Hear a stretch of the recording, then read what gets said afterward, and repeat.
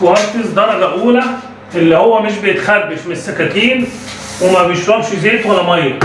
الخامة الدرجة الأولى الصلبة. ده لون نازل جديد، يعني أول مطبخ يتعمل من اللون ده هنا في بورسعيد. احنا رحنا بورسعيد عملنا المطبخ ده. هناخد رأي الباشمهندس في الشغل بتاعنا. صوت حتى، بس صوت وصورة ولا صوت؟ خلينا صوت، بلاش صورة؟ بلاش صورة عشان ماشي عادي، انا هشيل الصورة. طيب هاخد الصورة. شغل جميل ومحترم. بنشكر طبعا جدا الحاج خالد، وبنتمنى ان شاء الله الرحمن يبقى له سوق في بورسعيد وربنا يوفق ان شاء الله. شكرا يا باشمهندس. المواعيد بقى بتاعتنا، المواعيد في الشغل. لا جميل مفيش كلام. ده 3 ايام تقريبا او 4 ايام بالكتير. 4 ايام. ربنا يوفق. ربنا يوفق. عايش يا حبيبي. شكرا يا باشمهندس. السلام عليكم ورحمة الله وبركاته. مرحب بكم في أسرار عالم الرخام والجرانيت.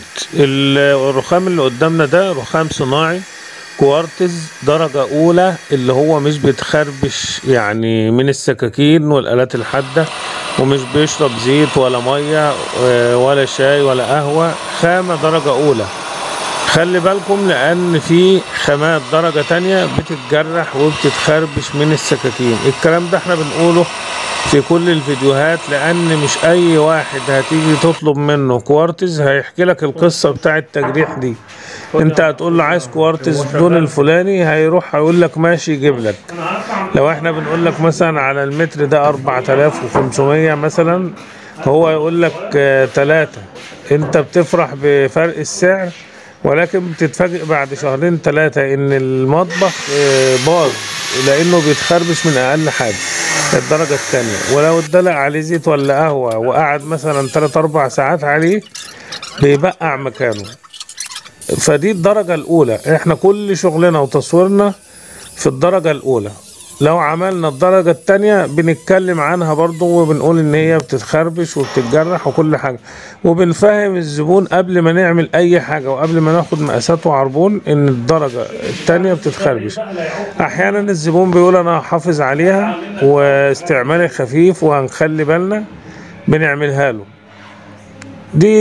ده لون جديد، يعني يعتبر ما كانش نازل قبل كده اللون ده، او تقسيمة العروق دي اول مرة. يعني يمكن ده اول مطبخ يتعمل من الشكل ده.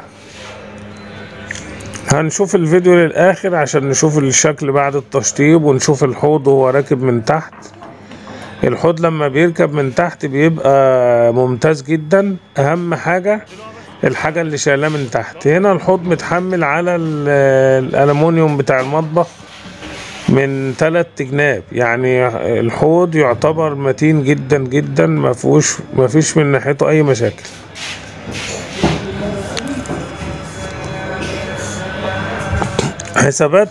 حسابات رخام المطبخ دايما بتكون بالمتر المربع.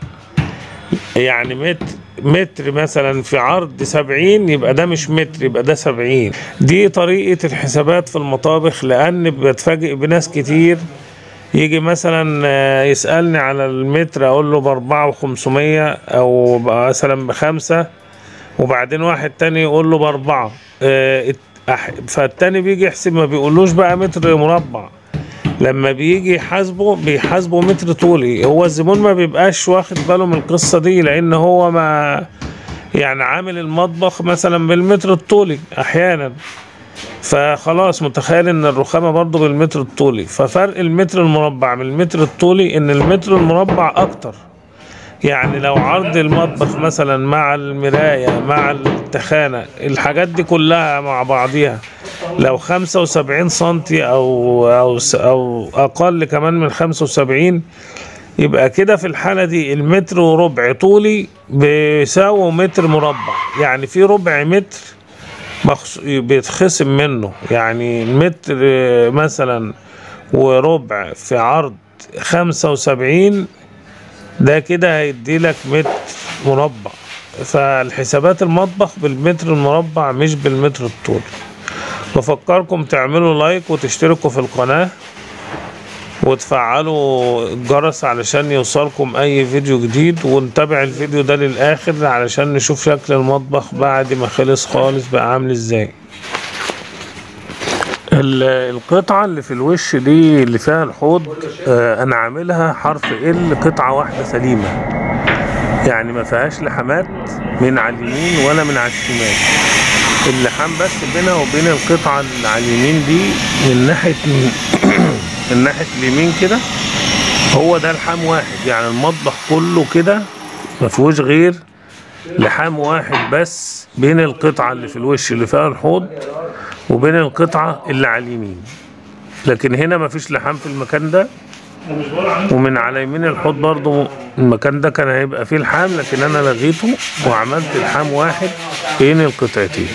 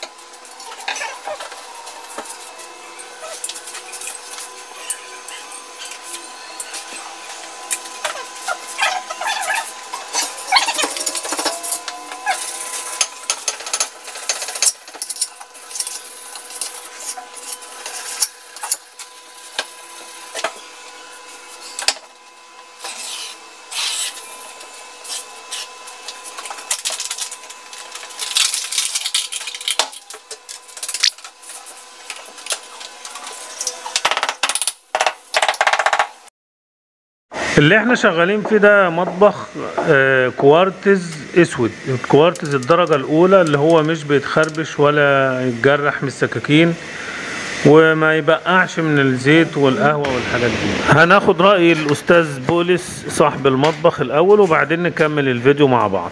ماشي، ادينا رأي حضرتك في الشغل وفي المواعيد وفي المعاملة.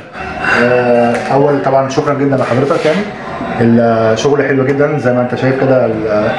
الرخام الكوارتز جت أحسن ما احنا كنا عايزين كمان، يعني بشكل جميل جدا، والصنعة جميلة جدا. التزام بالمواعيد يعني بالثانيه او بالشعره بالوقت، يعني دي حاجه حلوه جدا. والسعر بصراحه كان سعر كويس جدا بالنسبه لنا، وكان سعر تنافسي، وكان من احسن الاسعار في السوق بصراحه. شكرا جدا لحضرتك ودايما ناجح كده باذن الله. شكرا يا استاذ بولس، الله يبارك فيك. صلبه وزي ما احنا شايفين جميله جدا، واحنا مجمعين العروق بتاعه الكوانتر مع بعضه، الحته اللي في الوش والحته اللي فوق مجمعينها علشان تمشي بنفس الشكل واحد كده زي ما احنا شايفين، وحاجة ممتازة جدا. يعني بفكركم تعملوا لايك وتشتركوا في القناة وتفعلوا الجرس علشان يوصلكم كل فيديو جديد.